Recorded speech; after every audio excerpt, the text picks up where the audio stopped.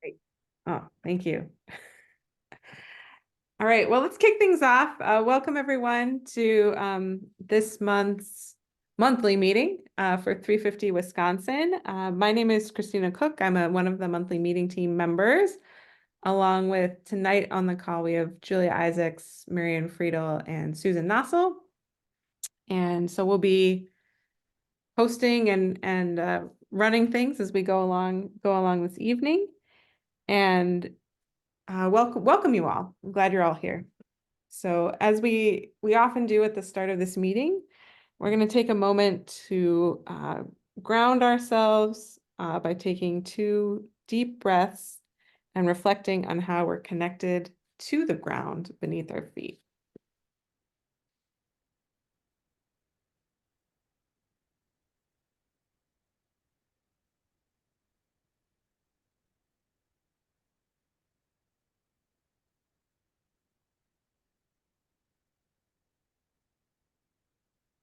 All right. From this place, I'd like to acknowledge those who have long inhabited these lands, that I'm speaking to you from the sacred and continuously inhabited Ho-Chunk land, the Four Lakes region, known to the Ho-Chunk people as Tegucigalpa.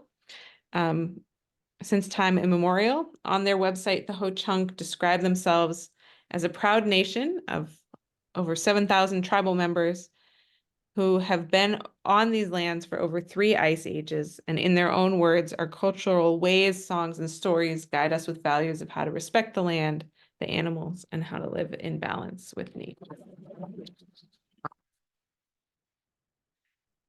So welcome, everyone. Our next part of this meeting, before we get into our main speaker, is a little get to know you.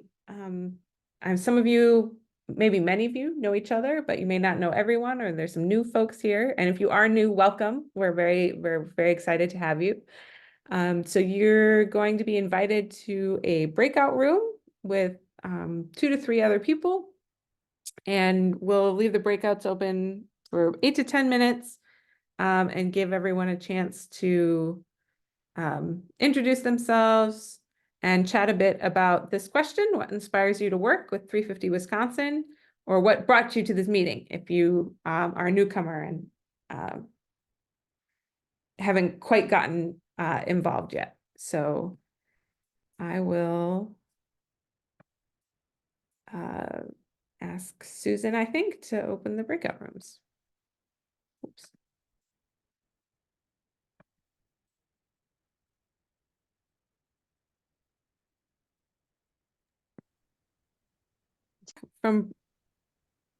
I'll reshare our slides so we can look at our agenda. If you are not the speaker, if you can mute yourself to make sure we don't have a lot of background noise, that would be helpful. So welcome back. I hope there was enough time for everyone to have a nice little chat with the people in your breakout rooms. And so here's the overview of what we're up to tonight. We did our opening and welcome and our breakout groups to meet with each other. And so next we'll be going into our main speaker, who will be introduced by Marianne Friedel. And after the speaker, we always have time for some Q&A. And there will be then updates from the various teams and what they're up to. And then there'll be, after the meeting, time to talk further with the speaker or our volunteer coordinator, Nikki, about being involved in 350 Wisconsin. And yeah, I just want to welcome everyone. Thank you for your persistence in getting here. A special warm welcome to anyone who's new. Definitely stick around and ask questions at the end if you have them. There will be a lot of links and contact information dropped in the chat at points. Feel free to save those and contact people. And so now I will turn things over to Marianne. Thank you so much, Christina. I am so excited to introduce our speaker for today, Stephanie Janeth Salgado Altamirano. moved to Madison, Wisconsin from Tegucigalpa, Honduras in 2015. She embraced climate justice activism and found the Memorial High School Green Club, which helped organize the 2019 Madison Climate Strike. Stephanie was invited then to join the Wisconsin Governor's Task Force on Climate Change. She now works as the Madison Community Organizer for Voces de la Frontera, an organization committed to intersectional understanding and environmental justice. Many of us have had the pleasure of knowing Stephanie through her service as a member of the 350 Wisconsin board. We are delighted that she can speak to us tonight on the question of why climate justice now? We will hold the questions until the end, but please feel free to put questions in the chat. I will collect them and we will ask them at the end of the talk. Welcome, Stephanie. Hey!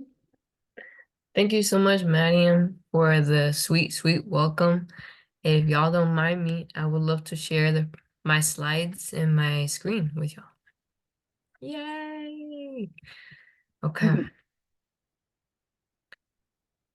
So, hello, everybody. Thank you so much for being here. I see so many familiar faces that have probably heard my story a couple times in protest, like you, Russ. Very much big loves to Russ. Shout out. I appreciate everybody here today because as I was talking with Marian, I was thinking like, oh my God, what would be a good question to encompass my journey with climate justice?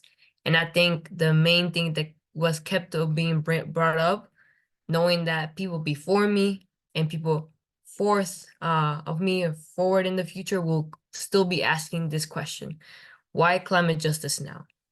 So I wanted to give you a little overview of my time growing up in Honduras, then here being in the United States, and then what brought me to be like, we gotta do something now. We gotta raise our voices because it is really now or never. So the first question I get asked the most is, what is it like growing up in Honduras? And I wanted to give some pictures of what it's like, that lifestyle. I have to say that, well, I was born in 2001, and I was born in the capital city of Tegucigalpa.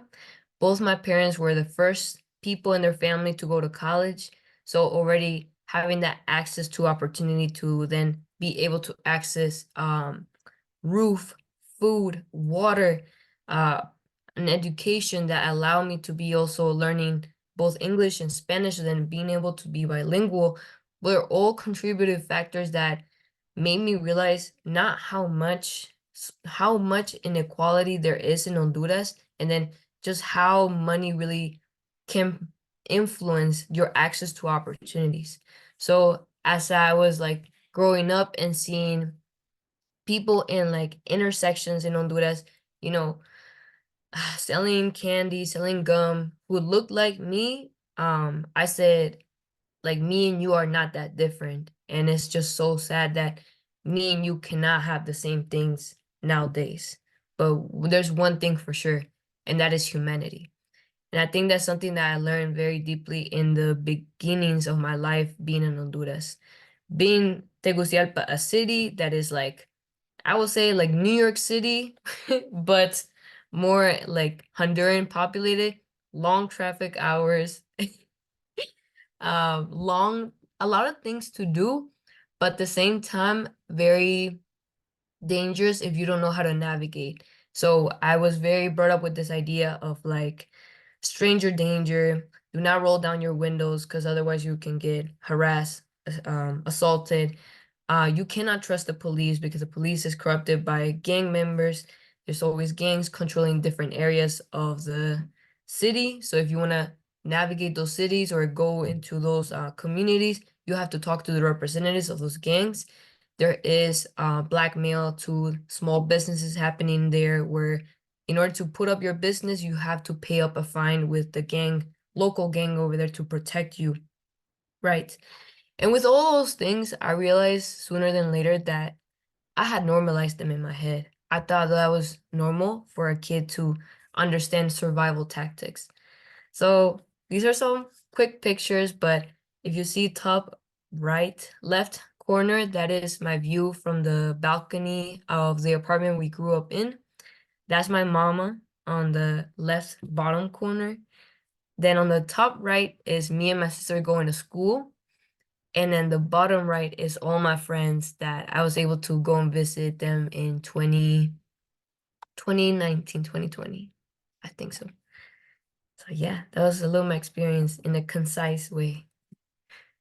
But then over the years, as Honduras started getting an escalation of political instability, specifically with a coup d'etat of an insurrection against the government, I was 10 years at the time.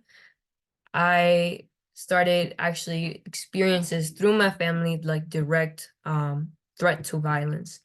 My mom was enclosed in a supermarket when there was a rioting happening. So there was like rocks being thrown at the crystals where she was nearby. There was tear gas being thrown at my high school or my elementary school where I was having classes.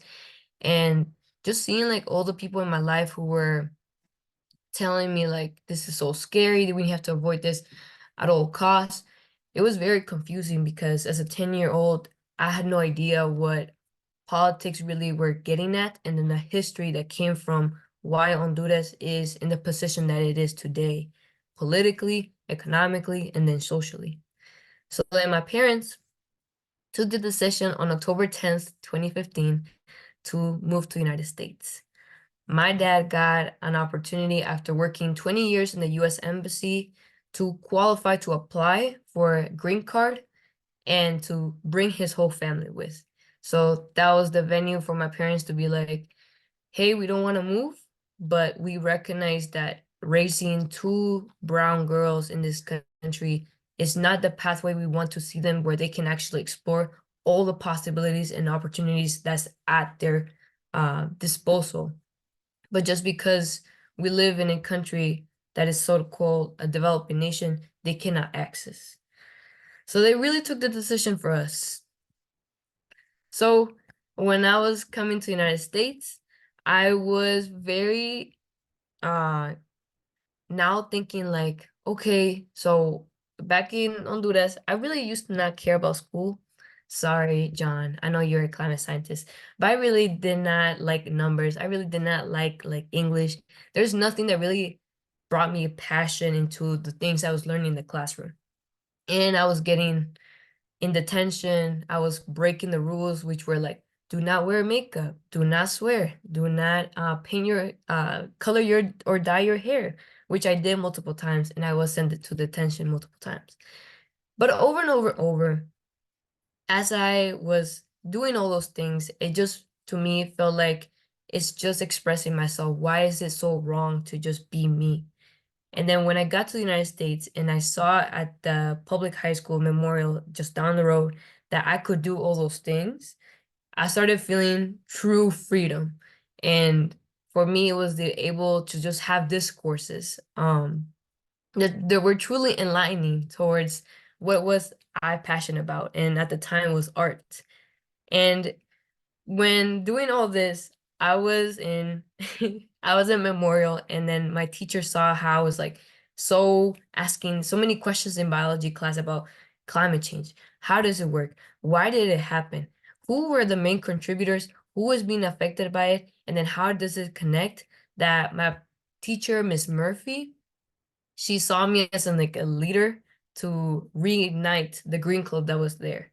And I wanted something so clever for so key about the Green Club in Madison.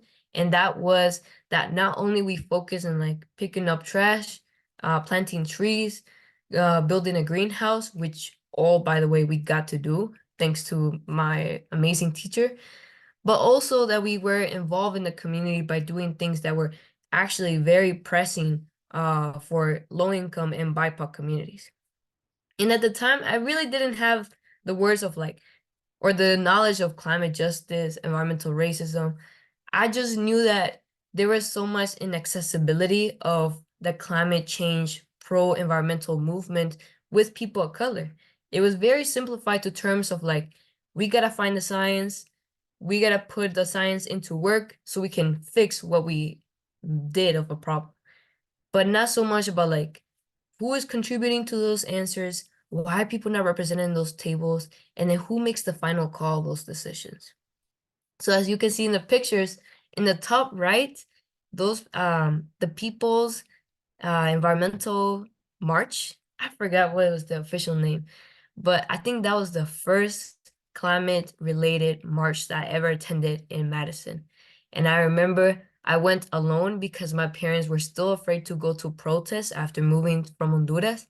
And I was afraid too. But I just knew there was something so important because I had been able to access an education at Memorial where it taught me about climate change. It taught me about racial justice. It taught me about gender justice. And all those things correlated. And I needed to see more people that looked like me into those spaces. So I'm wearing one of those hats that I think now is from Wisconsin 350.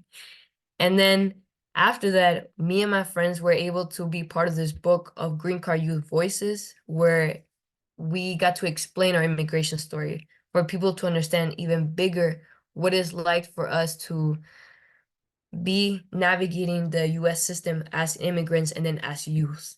And I think also through that story, I was mentioning how in high school, since I was first time witnessing like American racism against Latine, Indigenous, and Black students, I just was like, oh my God, did that really happen? I was just so distraught that such thing was so pervasive and then it was normalized. And in Honduras, there is definitely racism, but the racism we're encountering there was so much more,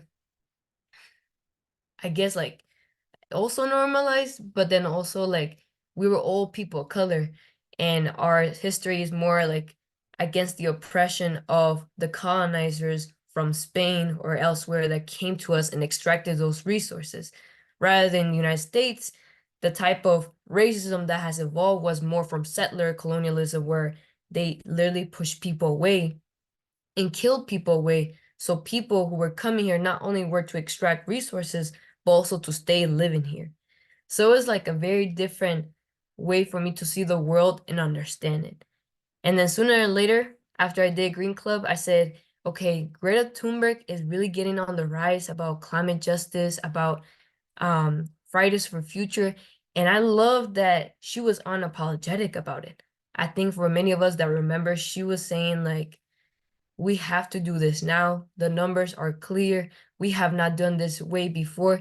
We know the science and the truth that fossil fuel companies have been complicit in knowing that fossil fuels can cause climate change significantly from like 40 years from now. Why are we not making action from it? And that really brought me and my friends from all the high schools, so La Follette, West, Memorial, I'm already forgetting one. Memorial, West, La Follette, East, and one more to come together and say, like, how about we plan the first climate strike, where it's gonna be an all high school student walkout for climate change to advocate for the demands that we deserve, and which is to call in and implement a climate crisis protocol, not only here in the state of Wisconsin, but be a leader for the rest of the world. And so if you see the top or the bottom right picture, my friend Ayana and Mo were like the two other students of color in all of this, and we were sticking together like this because we love that we get to collaborate with white students, and it was beautiful to see that we were all related to one cause. But I also was such in a deep understanding with them and how they found intersectionalities even with their identities about the work that they do for climate change. And to this day, they do a lot of work for activism. So I really appreciate their guidance throughout it because as I was learning still English and navigate, for instance, like African American vernacular English, I thought I knew English going to the United States. And then I heard African American vernacular English, and I said, oh, I have a long way to go. I don't know. So now being able to understand and appreciate so much of Black culture that it made me realize how much of a legacy actually Black leaders and Indigenous leaders have created to the movement of environmental justice. So all these things just kept on saying, like, why climate justice now? Why until now? So I went from being, the one educated and behind the desk and understanding and finding out things to then being the one embodying it. I found quickly after my friend asked me to do a speech with her, which, by the way, thanks to Sophie, I didn't want to do a speech on the climate strike that we organized because I was afraid that my accent would not let people understand me. And she said, "It's okay, girl. It don't matter, okay? If they understand you, great. If they don't, great. As long as they get the message." And that's stuck with me because I said, it is true. It is so much more about the message rather than the details that go into, you didn't say this correctly or this and why, X, Y, and Z. So when I was literally like screaming outside Mandela Barnes' office to declare a climate emergency, he spotted me. And I was really angry at the time. I was so angry how adults were not acting like adults for taking care of something so basic, which is our future lives. People already experiencing climate change disasters right now. So at the time, he was trying to make conversation with me about, would you like to play a more active role with my office by being an intern? And then I said, I don't work for politicians. And he was like, that is fair, but how about me? I'm trying to create this climate change task force in Wisconsin, and I want you to be appointed to be that youth voice. I saw you speaking over there, and I thought you should say more about that intersectionality of identities. So I was like, okay. And I was just a freshman in college, so I didn't knew what a task force was. I didn't knew how much of my expertise was it gonna be valued other than tokenized in this space. And I didn't get the memo the first day to actually dress up formal. I showed up with sneakers and a crop top. I think someone should have guided me a little bit more in that process. But it was in the end beautiful because I made sure that they did not tokenize me. I made sure that those people knew the urgency, even when some people in the room appointed for the task force didn't knew how climate change worked, which I was very afraid of. And some of these people were heads of utility companies. And what the task force did on the first day was to explain by a climate scientist explaining climate change to them, which made it a safe space for them to understand it.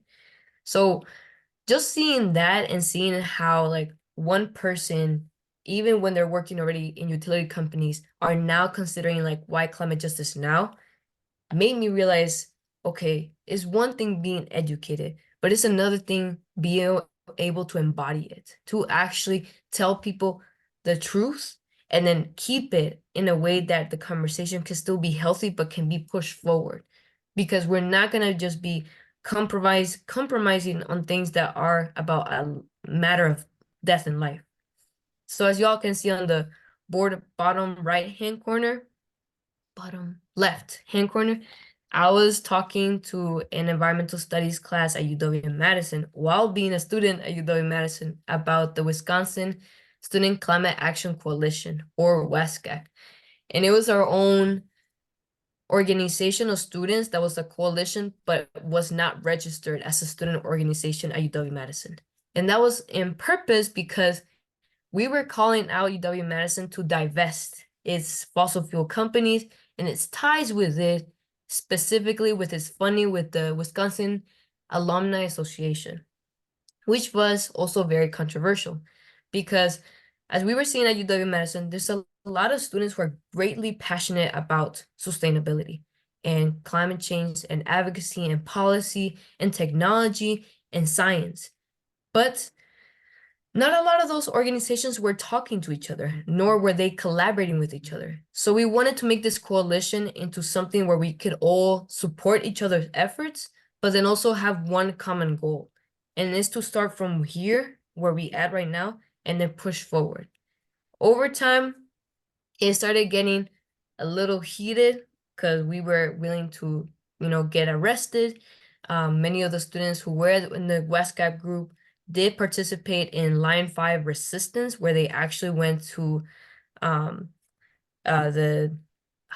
my gosh, I'm already blanking out, where they actually went to the indigenous nations and they participated in solidarity with them, holding out arms and getting arrested, which at the time I was not a US citizen. So one of the things that they told me coming to the United States was you cannot participate in activism that involves criticism against the government. And that was really scary. Not only because I knew that what am I willing to risk for, and already me putting my name out there and saying things that I was saying, like the US government is complicit in propelling the climate crisis to a level that has really infringed the freedom and the liberty of people of color in less developed nations because of capitalism exacerbated by colonialism for long, long years. I was already crossing the line. So it was really clever for me to know what does that mean for me and the spaces I could be to embody the education that I really needed to move people forward with the conversation. So, as y'all can see, we did plant some trees in high school. We did do the greenhouse. We did pick up trash. But me and my best friend Yancy at the time, who also was in Green Club, said that is not enough. And that's why we created, the Youth Climate Action Team with other students from the other high schools. And which then that led me to be participating in WestCAC once in college, divesting and asking for not only, UW-Madison, but overall for all of us to understand that, yes, we can be so thoughtful about our energy consumption, getting solar panels, carrying our mugs around, buying thrifted clothes, minimalism to some extent, all those beautiful things that makes us care, but above all, understand where the facts lie. And that is because fossil fuel companies have been exploiting not just resources in the planet, but also people. And we cannot just stand by to be complicit. So one thing I really understood in all this work was that it takes one person to create change, but then it takes a whole community to take action. And I think that was the most beautiful thing I got to see in Madison, where some people say Madison is small, but I actually say that Madison is more connected, tight-knit, actually, because people were showing up to care, people wanted to contribute, and I see that in Wisconsin 350. So even if it was through my involvement in YCAT in the first climate strike, and then having those leaders of Madison 350 at the time to help us out, it was little by little that I got more invested into a movement that was so sustainable by its people who were the basis of it all. It wasn't not just me as the leader, it was a whole community taking action. Mhm. So I wanted to show you a size of the amount of students that walked out in 2019 for the climate crisis and the climate strike. That was so monumental for us because we had worked for months creating committees, getting the word out. I was called in by my high school principal to not host this walkout. And Yeah. I said, I don't care. Mm. And we still went ahead to do it. And then to be recognized by Wisconsin conservation voters as the conservation activist of the year, I think so, was such a monumental point at towards the end of college for me to realize wow, how far I have come, and then also how forward has the conversation moved forward with the climate crisis. It still needs to be moved forward. We still need more, in my opinion, urgent, aggressive, not just reforms, but then total changes of the layouts of how we do and manage this conversation that actually includes people with marginalized identities, immigrants, queer people, BIPOC people, different abilities, all neurodivergent folks, like so many on. We can go down the list. And one of the leaders that continue to this day, just really inspiring me is Berta Cáceres. And I'll first explain her quote and then her story. She said, "We must shake our conscience free of the rapacious capitalism, racism, and patriarchy that will only assure our own self-destruction." Berta Cáceres was an indigenous leader of Honduras with the Lenca people. They were trying to defend the Guacarque River against a dam to be constructed. And under those conditions of, well, it's clean water, it's water systems, we're gonna bring light to you and sustainability to you. You should like this. The indigenous people said over and over and over, no, no, no. And there was a lot of money interest into it. So Berta Cáceres knew that as she was continuously rising up, creating that consciousness, telling people that you have power to it and that you don't have to accept the way that capitalism, racism, patriarchy, and all these systems are putting you and subjecting you to be oppressed, that's when it started getting really dangerous for her. And she was murdered in her own home. To this day, her legacy in Honduras is like untouchable. A lot of people consider her as a god, and I say that as like omnipotent, immortal in her words, because you always used to say that they fear us because we don't fear them, and they have the power of the gun and the bullet that can go through our heart to then end our existence within this body. But something that will never take away is our words and our spirits for what we're continue pushing forward. And I just thought that was such a noble cause, seeing someone from my own country beautifully explain. And her legacy in Honduras is creating Copanache, which is the indigenous rights organization in Honduras that continuously advocates for indigenous rights. So within all, thank you so much for listening. I hope that was not too disorganized, but I really appreciate your time and I can't wait to hear your questions. Thank you so much, Stephanie. That was amazing. In fact, I'm going to quote Julia. She says, in our breakout groups, we considered the question, what inspires you to work for 350 Wisconsin? Now that I'm hearing Stephanie, I may want to change my answer. I am inspired by her activism, embodying it and moving beyond the numbers and statistics. So thank you so much. I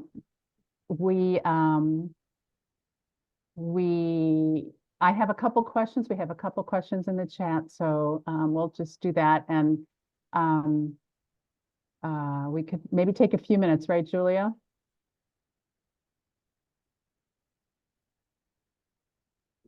Yes, we certainly can. Okay. So let's see. One question is from me. What was it like for you organizing your classmates at Memorial, since it was a defunct club when you went, right? When you joined? What was that like? And was there a difference between the white students, the students of color, and what was it like for you as the organizer? Oh, that's such a good question. Thank you, Marian. Yeah, I will say that it was difficult. The first members were all my friends because I would pressure them to go to the club. But at the same time, I was encountering that same distinction. So as I was talking to like different classes and asking people to come and join, the white students were so much more receptive with the basis of the language of environmentalism, climate crisis, this to some extent a destruction of the ways that we have continued living, that in the United States at least, those ways have been unsustainable, and understanding what does now mean sustainability at this point.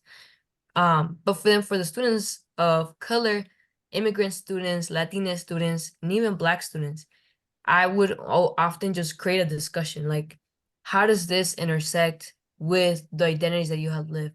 What are some things that you are seeing that are related to the environment, but not as much?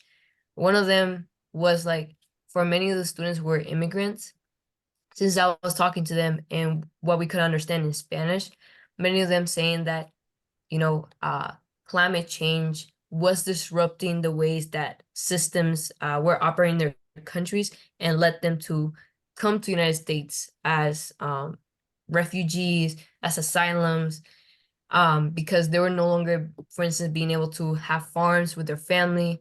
There were no longer jobs available in the local factory. And all these kind of things that just like at the time, I didn't have the words to say, like environmental racism, climate displacement, climate migration, but I just knew there was an intersectionality there and that students care. And of course, understanding that since not everyone was able to go to the club because they have school, work, extracurriculars, and then also family. It was still really cool to like get to know as many people to do all this work. So great. Let me ask you this. Can you give us a couple of examples of how climate change has impacted your home country of Honduras? And also, thank you so much for the story of Berta Cáceres. Cáceres. Is that how you say it? Yeah, I want to learn a lot more about her. I hope there's some books written about her. But do you have, can you help us understand how it's affecting your home country? Oh, yes. These are some of the things I was able to educate and realize now coming to the United States. One of the things that I think are so pressing in Honduras is that because Honduras' main exports are vegetables sometimes, or even just produce, like bananas, a lot of palm oil, there was a lot of extraction and taking from the indigenous people and the local people into creating bigger and bigger places to then have all this palm oil harvested.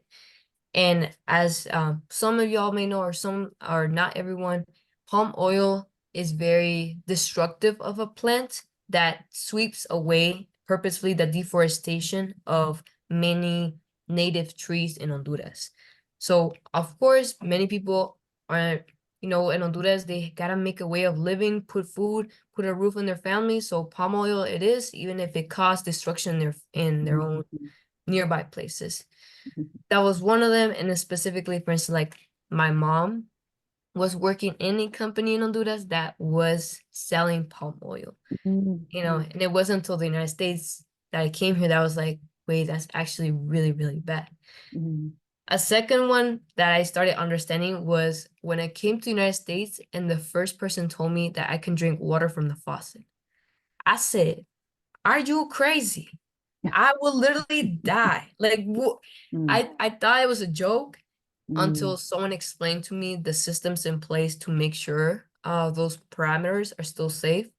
But in Honduras, all water is privatized. You cannot trust drinking from the water of the faucet nor like showering with it. So the more money you have, the more access you have to cleaner water.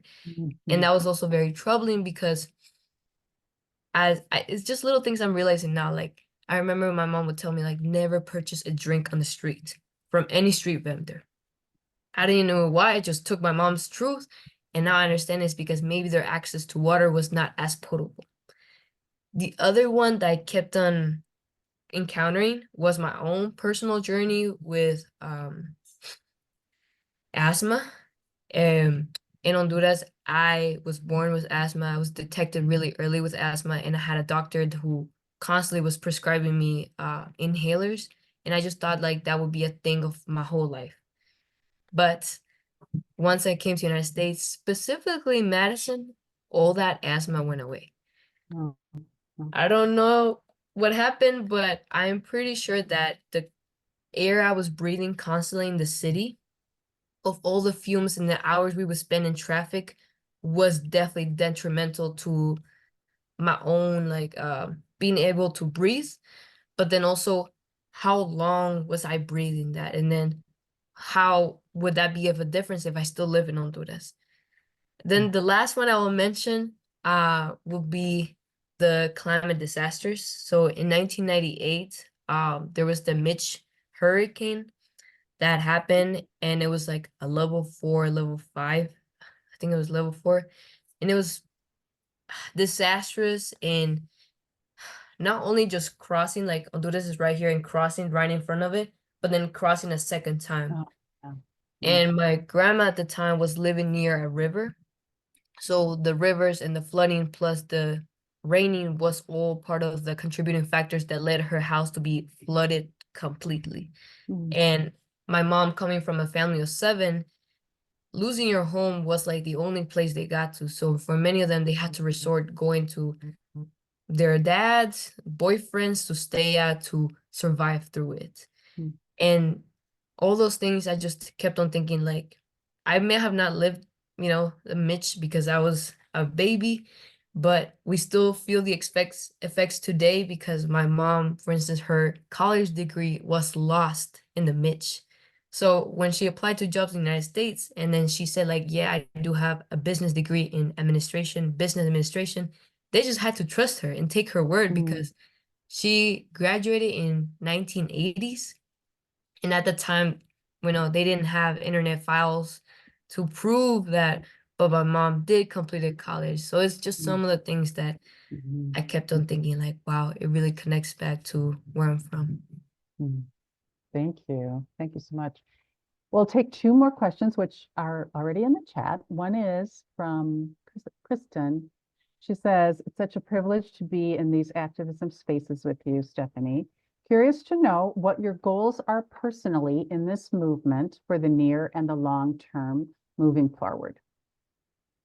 Oh, congratulations, Kristen, for graduating in college. That's a really good question. I appreciate it.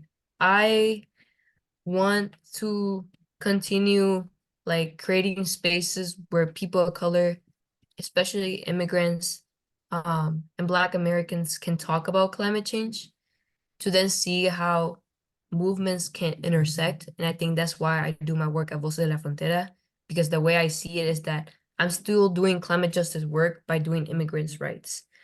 And it's so monumental to be able to give a space to people to have a say. Like the amount of workers that have met at Voces de la Frontera who, for instance, I've met construction workers who do specifically climate disaster relief. So after it happens in a climate disaster, they come in and rebuild the houses. And just coming from their perspective, like climate change is really fucked. It got us fucked. And now we have to do more work, but then also they're stealing our wages. They're being racist towards us. It's such a unique perspective that I don't think doesn't get talked about enough.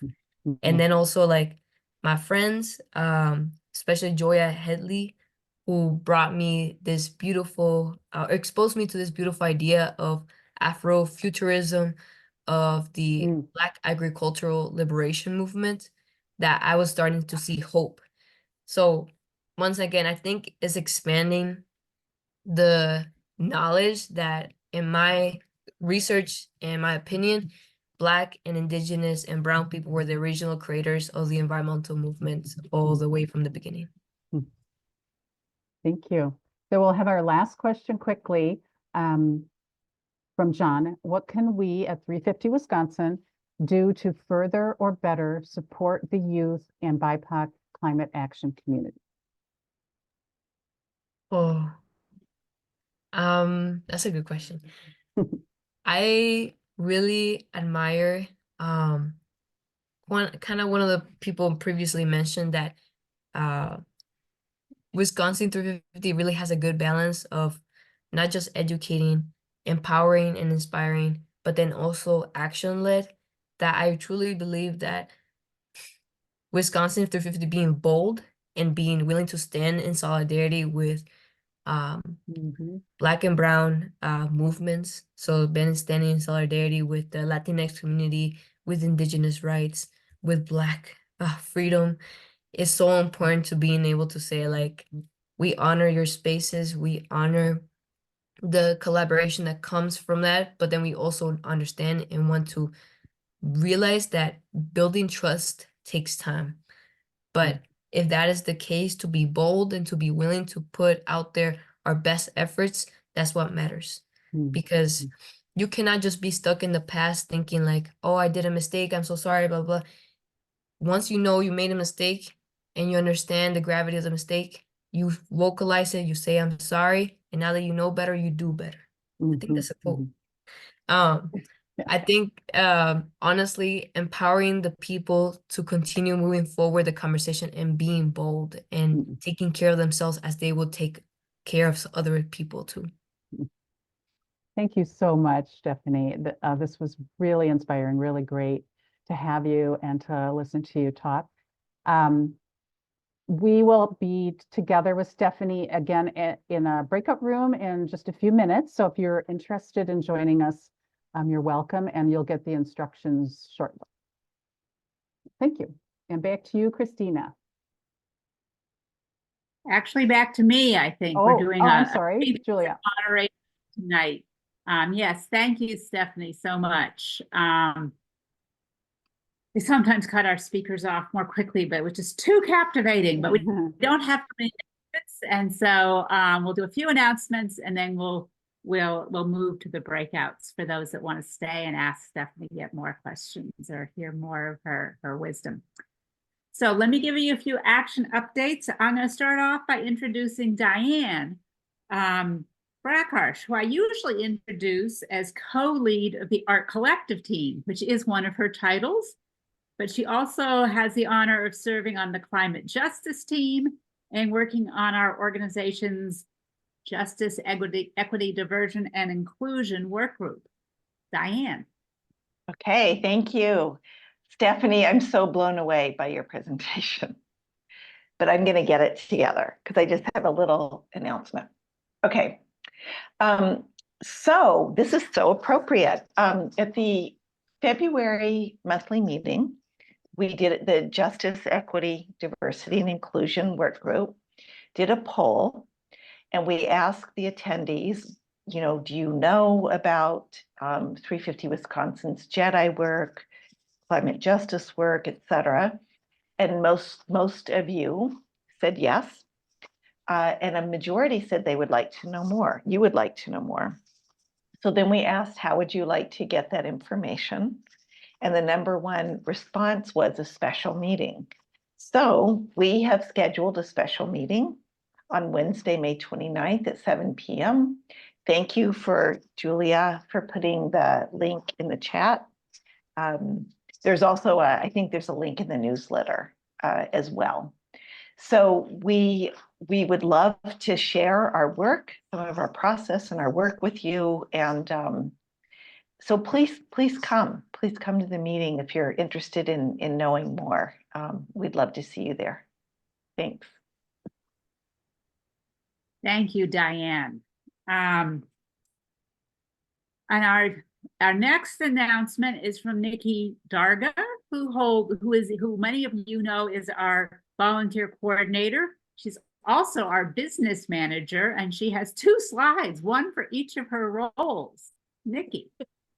Yeah, hello everybody. So we wanted to encourage anybody who is interested to participate in this opportunity put on by the Wisconsin Academy of Sciences, Arts, and Letters. Basically, the U.S. Poet Laureate, Ada Limon, is coming, and they're looking for 8 volunteers to help with the event and the registration. So volunteers, if you need some incentive, not only get to see her for free, but also get a complimentary year membership to the Wisconsin Academy. And this is taking place on May 23rd. And there is a tiny URL here that is being put in the chat to sign up if you're interested. Highly recommend it. All right, so I am now going to take off my 350 Wisconsin hat and put on my 350 Wisconsin action hat because as you might be, as all of us are aware, there is a very pressing election this year. And we are currently hiring. So unfortunately for us, but fortunately for her, Jessa actually was accepted a position with a different organization. And so we are hiring for a political organizer, as well as potentially political fellows to assist with executing our campaign plan for the fall. So if you have any friends, family, or yourself who are interested in this opportunity, we do have a link to the job posting. You can also email me if you would like more information. Thank you, Nikki. And I don't think I put that in the chat, but you can find it at 350wisconsinaction.org. Next slide, I'd like to introduce, Susan Nussel, who is a member of the monthly meeting team and also a member of the climate justice team, and helped bring the speakers about extreme heat to our February meeting. Susan. Well, good evening, everyone. There's going to be a film screening, a virtual film screening this coming Thursday, of the movie Cooked: Survival by Zip Code, about the Chicago heat wave from 1995 and the really terrible and disproportionate impacts on especially some of the Chicago communities who are in lower income circumstances and predominantly BIPOC communities.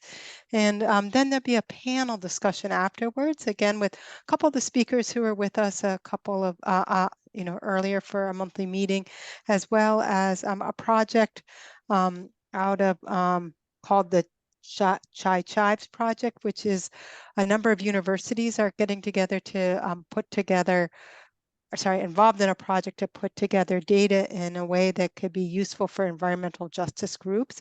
So I think it'll be, and there may be some other speakers too. So that's this coming Thursday. I think this link works now, but you can always look for, if you're on Twitter, I think the People's Response Network, if there is any change, we'll let you know, or you can email me. I'll put my email in the chat, but this is the link in the chat for registration, I think. Thank you. Thank you, Susan.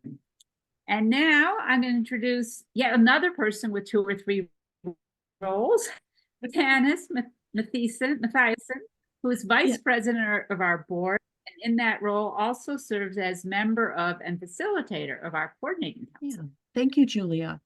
I just wanted to extend a special invitation for anyone to join us at our next monthly meeting, which will be our annual meeting, where we'll hear presentations from our co-executive directors and board members to recap some of the highlights of the past year, talk about our strategic planning process, and then what we're planning to do in the next year.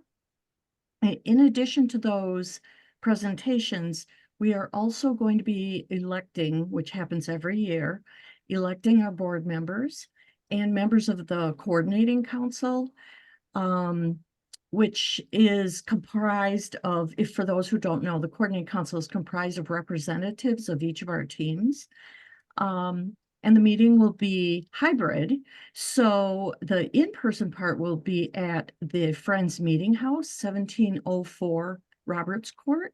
And it would be really great if we could see a lot of you in person. It's very fun. I know we do use Zoom a lot, and it's very convenient ever since the pandemic started. It's a wonderful tool, but it would be really great to see folks in person as well.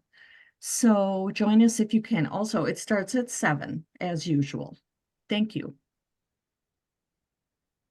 Thank you, Tanis. Yeah. And I will just do a few quick wrap-up slides. Next slide, and then we will move to our optional breakouts. So, hybrid meeting on June 3rd, as Tanis said. July 1st, we'll be back on Zoom, and with July 4th, we sometimes move our meeting, but July 1st is far enough away. We will be meeting July 1st, the first Monday in July. That will be on Zoom. And then once a year, we have a meeting that's doesn't include Zoom. That is in person only. And we apologize to those that don't live near enough Madison to join us. That will be our annual picnic. Next slide. I think, oh, and we can stop the recording now. I forgot to say that. We have lots